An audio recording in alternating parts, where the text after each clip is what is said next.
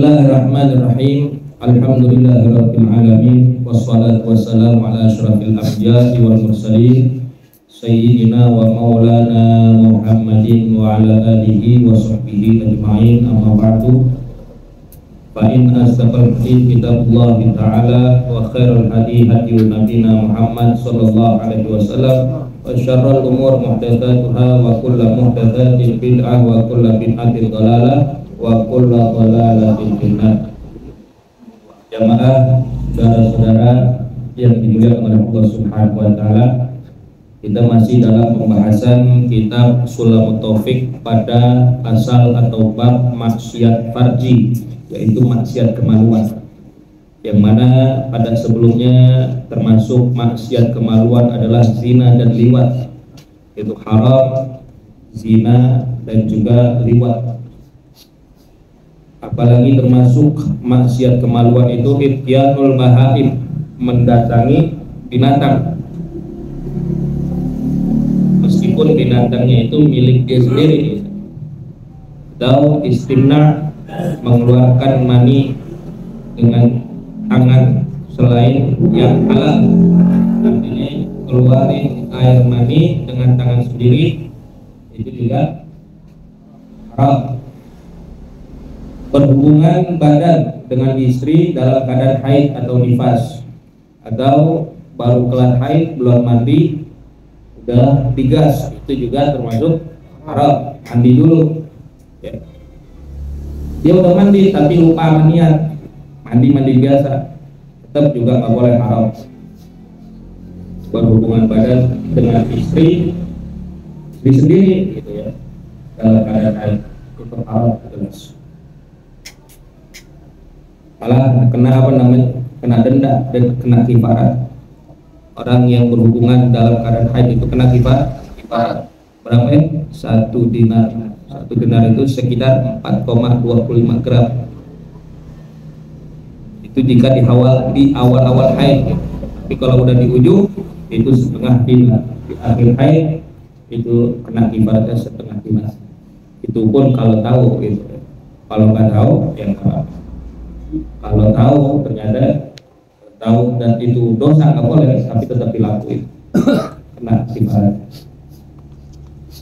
Dan kemudian termasuk daripada maksiatul fardi, min ma'asil fardi, maksiat kemaluan adalah at-takasyufu indaman yahrumu nadruhu ilaihi, wa takasyuf, dan membuka aurat. Aurat itu mana aja? Seluruh badan bagi perempuan di hadapan ajnabi, seluruh badan bagi perempuan ya. Kecuali wajah dan muka di hadapan siapa? Perempuan di hadapan. Kalau suami mah perempuan bebas, semua badannya boleh dilihat ya, tanpa kecuali. Kemarin ini udah dijelasin kita tentang aurat ya. Kalau perempuan bagi suaminya itu boleh semuanya kelihatan.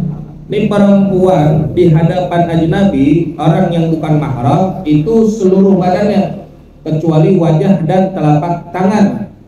Itu bagi perempuan merdeka. Bagi perempuan merdeka di saat sembahyang, di saat sholat. Kalau sholat boleh kelihatan wajah dan telapak tangannya. Baina surah wa rukbah, di antara pusar sama lutut. Bagi siapa? Bagi orang laki. Kita nih, aurat kita mana yang kagak boleh dilihat sama orang? Antara pusar sama lutut. Itu bagi orang laki. Mau di depan siapapun, di depan orang laki juga sama, kagak boleh. Di depan perempuan ajnabi kagak boleh. Kalau di depan bini sendiri boleh ya. Di depan bini sendiri, istri sendiri, itu laki-laki. Begitupun budak perempuan ya, auratnya baina surah wa rukbah, di antara pusar sama lutut. Serta perempuan di hadapan mahramnya, atau perempuan di hadapan sesama perempuan. Seorang perempuan auratnya di hadapan perempuan yang lain baina surah wa rukbah ya. Baina surah wa rukbah. Nah, kita orang laki, mana aurat kita? baina surah wa antara pusar sama lutut kita kalau boleh kelihatan. Kalau kita buka aurat kita di hadapan siapapun kecuali diri kita, sekalipun itu di hadapan yang sesama jenis, di hadapan orang laki kita buka tuh antara pusar sama lutut, itu namanya haram. At-takasyuf inda man yuhrumu nadruhu ilaih, membuka aurat di hadapan orang-orang yang haram melihatnya ilahi kepada aurat tersebut, itu jelas haram, nggak boleh ya. Kita misalkan di depan orang laki, di depan teman kita kelihatan paha kita kelihatan pusar kita ya, memakai celana dalam doang, tetap itu haram. Batasnya mana? Batasnya lutut. Ini orang sekarang malah lututnya celananya dirobek-robekin biar lututnya kelihatan. Iya. Udah benar pakai celana panjang, kagak kelihatan auratnya. Dirobekin lepangan lutut sama lepangan pahanya. La ilaha illallah. Itu haram, membuka aurat di hadapan orang yang haram melihatnya adalah haram. Au fil khalwati, atau di dalam khalwat, di dalam kesendirian, lagi sendiri, lagi dewekan, baik di kamar, enggak ada tujuan apapun, li ghairi gharadin, enggak ada keperluan, enggak ada tujuan, enggak ada maksud, telanjang aja dibuka ngablak, haram, kecuali mandi.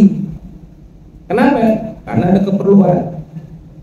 Kalau mandi ada hajat, ada tujuannya. Ini nggak ada apa-apa, mandi dan selainnya ya semacamnya kayak misalnya pengobatan atau apa ya boleh, karena ada tujuan dia buka auratnya itu. Ini nggak ada tujuannya, dia main buka aurat aja, itu namanya haram. Saya pengen itu Zat telanjang, saya tutup pakai selimut, boleh nggak? Boleh, karena ada hail, tetap ada selimut yang menghalangi. Ini kalau ngablak semuanya haram. Enggak. Ya apa tujuannya dia? Kalau mandi sih iya, kalau tidur biar katanya gerah, jangan main ablak-ablak aja, kan dikencingin cowok lu. Kalau sendiri, iya, bengkak. La ilaha illallah. Wasiqbalul qiblati, kemudian termasuk daripada maksiat kemaluan adalah menghadap arah kiblat, wastidbaruha, dan membelakanginya, bibaulin, saat buang air kecil, au qaitin, atau buang air besar, min ghairi hailin, tanpa adanya penghalang ya.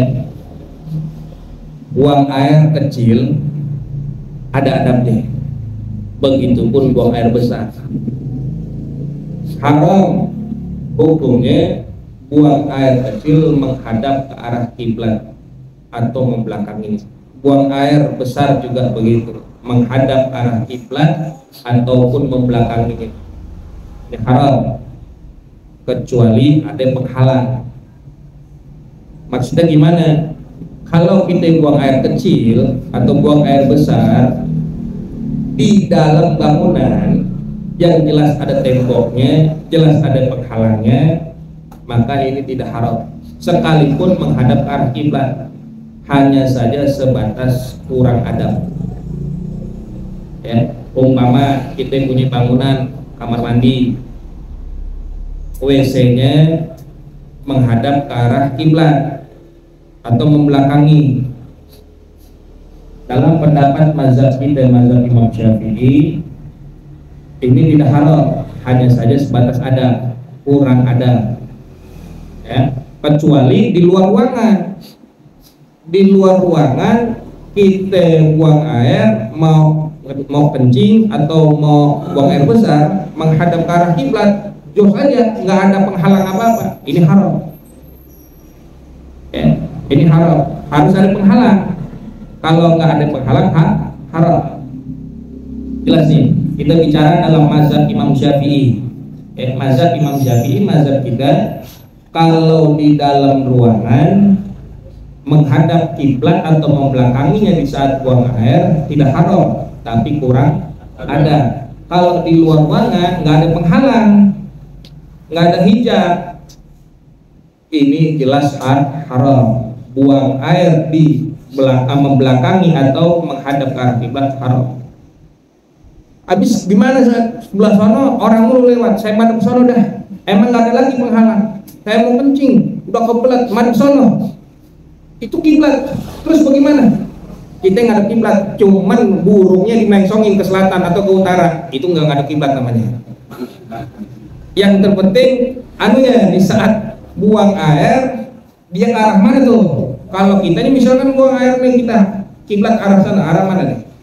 Barat sana. Kosono orang mulu lewat takut kelihatan, udah ke arah sono. Nggak ada penghalang lagi tuh, udah itu sawah doang atau kebun doang. Kita keblat, udah main buang aja. Itu buangnya bengkokin. Letter L. Iya, letter L. Itu masih boleh begitu. Ya, dibengkokin. Madep kemana kek? Ya asal jangan madep ke arah kiblat. Meskipun badan kita ke arah kiblat atau membelakanginya. Yang penting itu dibuang, kalau nggak ke utara ke selatan. Ya, bagusnya ada penghalang. Dan lebih bagusnya lagi, lebih utamanya lagi, kalau kita mau bangun kamar mandi, tempat buang air, bawa itu buang air kecil atau buang air besar, buatnya pembuangannya itu ke arah selain arah kiblat. Misalkan kiblat itu barat, berarti kita kagak bikin barat sama timur, buangnya itu ke utara atau selatan menghadapnya. Atau menghadap ke utara sana, ngebelakanginya kan selatan. Kalau kita bikin ngadepnya ke timur, ngebelakanginya barat, sama aja. Cuman ya kita mesti tahu nih penghalangnya itu semana. Ya, penghalangnya itu semana. Kalau kan tadi dibilang dari mazhab Syafi'i begitu tuh, mazhab Syafi'i sama mazhab Maliki, kalau di luar ruangan jelas haram, nggak ada penghalang. Kalau di dalam bangunan kan ada tembok tuh, ya ada penghalang. Nah itu tidak haram, hanya sebatas kurang ada. Tapi kalau dalam mazhab Imam Hanafi dan Imam Hambali, baik di dalam ruangan ataupun di luar ruangan, kalau menghadap arah kiblat atau membelakanginya itu jelas haram. Begitu. Lalu bagaimana hailnya ini? Au kana ba'da anhu aktsara min thalathati azra. Atau ada penghalang, ada hail, cuman jaraknya, jauhnya itu kagak boleh lebih daripada 3 zira. Jarak dari penghalangnya itu, kita buang air di sini, penghalangnya mana? Kalau penghalangnya itu jaraknya lebih dari 3 zira, nggak kepake tuh, nggak berlaku. Itu disebut penghalang, nggak disebut sebagai penghalang. Penghalang tuh kagak boleh lebih dari 3 zira. 1 zira itu ya 1 hasta. 1 hasta itu sekitar 45 sampai 50 cm. Kalau 3 zira, 3 hasta berarti sekitar 150 cm. Berarti ukuran kita buang air di sini ukuran 150 cm, kagak boleh lebih. Kalau lebih itu bukan penghalang, jatuhnya nggak berlaku, disebut sebagai hail. Jelas tetap haram hukumnya. Kenapa? Itu nggak masuk penghalang. Makanya kalau kita bikin kamar mandi agak luas kamar mandinya, di tempat dimana buang air itu dibikin lagi penghalang. Temboknya jauh sono, bikin kamar mandi 3 meter, kan luas tuh. Ya enggak, dia buat ngobuaknya, dibuat mandinya, ini tempat buang airnya dibikin lagi penghalang, bikin tembok. Ya, paham nih? Ya, biar kagak jauh. Oh, lah temboknya belah sono lah jauh, itu nggak disebut hail. Jaraknya tadi maksimal 150 cm. Au kana aqalla min thulutsai dzira'in, atau ada juga hail tapi tingginya kagak lebih dari 1/3 zira. Kalau 1 zira'nya itu, 1 hastanya itu 50 cm, berarti sepertiganya berapa? 51 hastanya 50, berarti sepertiganya berapa? Sekitar 15, 17, sekitar itu. Kalau ada penghalang kemudian tingginya segini, kalau ini kagak sampai daripada 17 cm, maka ini nggak disebut sebagai penghalang. Jadi kita buang air di sini, terus ada penghalang, cuman penghalangnya pendek cuma gini doang. Ya, dan ini nggak nyampe 150, nggak nyampe berapa tadi? 17 cm, 1/3 zira, nggak nyampe, maka nggak berlaku itu hail. Jongkok. Ya, nggak berlaku, tetap karena penghalangnya itu harus lebih ya daripada sulusai zira, sepertiga zira, ya 1 zira dah, 50 cm bikin temboknya, penghalangnya. Ya, paham nih? Mau apapun itu bentuknya, yang penting penghalang. Atau mau dibikin hordeng pakai kamar mandi, sekarang tuh ada hordeng anunya tuh, yang plastik. Nah ya, itu halil juga termasuk apa? Ya, yang penting apapun bentuknya, sesuatu itu menghalangi daripada kita buang air kecil ataupun buang air besar. Illa fil mu'addil lidzalika, kecuali pada tempat yang emang udah disediain kita buang air, udah kagak pakai ngata dah. Ya, loh, kita numpang buang air di rumah teman kita gitu. Terus tempat buang airnya ngadep kiblat, wah kita saklek banget tuh. Ini nggak boleh nih, terus kita ngomong yang punya rumah ini segala macam. Baru main sekali udah ngomentarin rumah kamar mandinya ini segala macam. Belagu banget itu. Ya, kecuali emang udah disediain dah itu ya udah. Ya. Kalau bisa kita tetap menjaga adab kita di dalam buang air itu. Cuman kalau emang udah tempat disediain segala macam, kita nggak usah banyak ngomong keluar sana sini. Rumah ustad, katanya rumah ustad kamar mandi itu tempat buang air besar nggak ada kiblat, jangan pakai diomong, jangan pakai diomong. Ya, paham nih? Ya, kalau emang udah tempatnya disediain, contoh kayak di Jamban ya, segala macam, nah udah. Yang penting ada halil tuh, ada penghalang, nggak sampai kepada hukum makruh atau apa, enggak. Hanya saja kurang adab bila mana buang air itu menghadap atau membelakangi arah kiblat, sekalipun itu ada penghalang. Wa taqawutu ala qabri, dan kemudian termasuk maksiat fardi adalah buang air besar di atas kuburan. Ya, buang air besar di atas kuburan. Biar kata yang di dalam kagak marah. Kagak bangun lagi. Iya, di dalam kagak kebauan, biar kata begitu. Cuman kagak bagus. Ya, kagak bagus. Buang air di atas kuburan, jangan. Bulat ya. Duduk aja kagak boleh, dudukin kuburan gitu, dudukin kuburan orang. Ada adab-adabnya gitu. Apalagi sampai buang air besar di atas kuburan orang. Wal baulu fil masjid, dan buang air kecil di dalam masjid, nggak boleh juga, haram buang air kecil. Buang air kecil di dalam masjid, boleh di kamar mandinya, di toilet masjidnya. Ini di dalam masjidnya yang buang air. Iya. Walau fi inain, meskipun ataupun walaupun di dalam ina, di dalam wadah. Udah kebelet banget dah, ada botol. Biar kata nggak nyikat kemana-mana. Di dalam masjid dia buang air kecil, di dalam pakai wadah, pakai botol, tetap nggak boleh. Ya, jangan. Kalau kebelet nih segala macam, tetap kita kudu jaga ada. Haram hukumnya. Wa 'alal mu'azzami, dan atau buang air di tempat yang diagungkan atau di tempat yang dimuliakan. Apa contohnya? Tempat-tempat yang dipakai buat ibadah, contoh di majelis ilmu, dia kencing misalkan di majelis ilmu, di majelis taklim, atau di tempat lontar jumroh, ya, tempat-tempat ibadah, itu nggak boleh tuh. Ya, kecuali di Arafah. Kalau Arafah termasuk padang yang luas, ya udah mau kebelet dia nyari kemana tempat yang mentil, nggak nemu. Nah, atau di Mina boleh, di Musdalifah, ya memang tempatnya luas. Ini kalau tempat-tempat ibadah, contoh kayak di musola, di ini nggak boleh, haram. Karena tempat itu tempat yang diagungkan atau tempat yang dimuliakan. Itu termasuk maksiat farji atau maksiat kemaluan. Kemudian watarkul hitani, dan meninggalkan hitan ba'dal bulugi, setelah dewasa. Bagusnya gimana orang hitan tuh? Hitan tuh hitannya disunat, dipotong. Kalau bagi orang laki dipotong bagian yang menutupi palanya, alat helmnya, asyafahnya. Itu apa bahasanya kalau kita puluh ya, itu yang dibuang. Tapi kalau perempuan yang dibuang itu, yang dipotong itu sebagian daripada yang menonjol itu dilukai sedikit aja, digores sedikit, jangan dihabisin.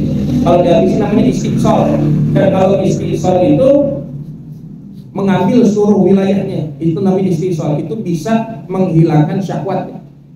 Makanya digoreng sedikit, itu manfaatnya sunat bagi perempuan itu atau di khitan perempuan itu untuk mengurangi daripada syahwat atau nafsu birahinya. Kalau nggak di sunat, nggak di khitan perempuan itu birahinya besar, ya, nafsunya gede. Makanya disedikitin, dikurangin. Kalau dihabisin semuanya, bisa hilang syahwatnya. Itu perempuan. Makanya dalam masalah khitan ini, dalam mazhab kita, mazhab Imam Syafi'i, itu ada dua hukumnya. Yang pertama, wajib bagi orang laki maupun bagi perempuan, wajib hukumnya. Mau laki mau perempuan wajib. Tapi yang kedua, ini yang kebanyakan di negara kita Indonesia, hukumnya wajib bagi orang laki, sunnah bagi perempuan. Kalau orang laki, kalau mazhab Maliki sunnah dua-duanya, mau laki mau perempuan sunnah. Kalau mazhab Maliki. Tapi kebanyakan juga dianjurkan bagi orang lakinya untuk sunnah, untuk khitan, dipotong. Karena kalau kagak itu kan kita ada bagian yang di kulum itu ketika kita buang air kecil itu takut nyisa daripada buang air najis itu.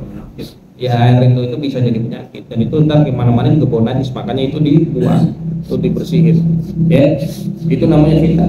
Kalau dia meninggalkan khitan sampai dewasanya kecuali mu'alaf, emang udah umur lewat dari 10, dari balik, dari dewasa, dia baru masuk agama Islam, langsung jangan kemudian disodori, dipaksa buat disunat. Ntar dulu pelan-pelan nanti juga kaget.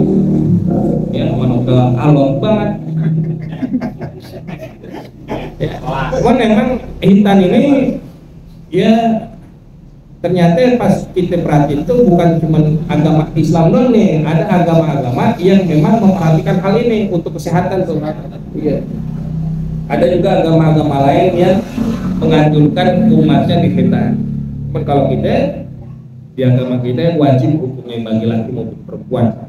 Ya, pendapat keduanya wajib bagi laki, sunnah bagi perempuan untuk memuliakan makramatul nisa, untuk memuliakan bagi orang perempuan. Nah, itu termasuk maksiat farji atau maksiat malu, menjaga diri kita. Mudah-mudahan Allah memberikan kita perlindungan. Ya, yang tadi kita bisa jaga aurat kita orang laki maupun di hadapan orang laki juga jaga kita punya aurat, jangan kita umbar-umbar aja. Karena kita nggak tahu di hadapan kita emang beneran laki, apa tahu emang casingnya doang laki tapi demen sama kita, kan bahaya gitu. Lah ternyata temen udah lama sama kita, main kemana-mana, emang kita sengaja apa berteman sama dia udah lama. Kita buka aurat kita, dia ngeliatin paha kita mulu. Iya, matanya sampai kagak ngedip. Orang kita orang laki ini kali. Ternyata casingnya doang laki, emang demen sama paha kita, kan bahaya tuh. Makanya kita jaga aurat kita, ya. Yang begitu kita tutup, ya, jangan kita tonjolin paha kita. Kemudian apalagi tadi menghadap kiblat atau membelakangi kiblat di saat buang air kecil maupun buang air besar tanpa adanya penghalang. Kalaupun ada penghalang, hukumnya kurang adab aja. Nggak nyampe haram, nggak nyampe makruh. Segitu aja dulu. Nanti kita lanjut kepada pasal berikutnya yaitu wamin ma'asir rijli, maksiat kaki. Wallahu a'lam bishawab. Bismillahirrahmanirrahim.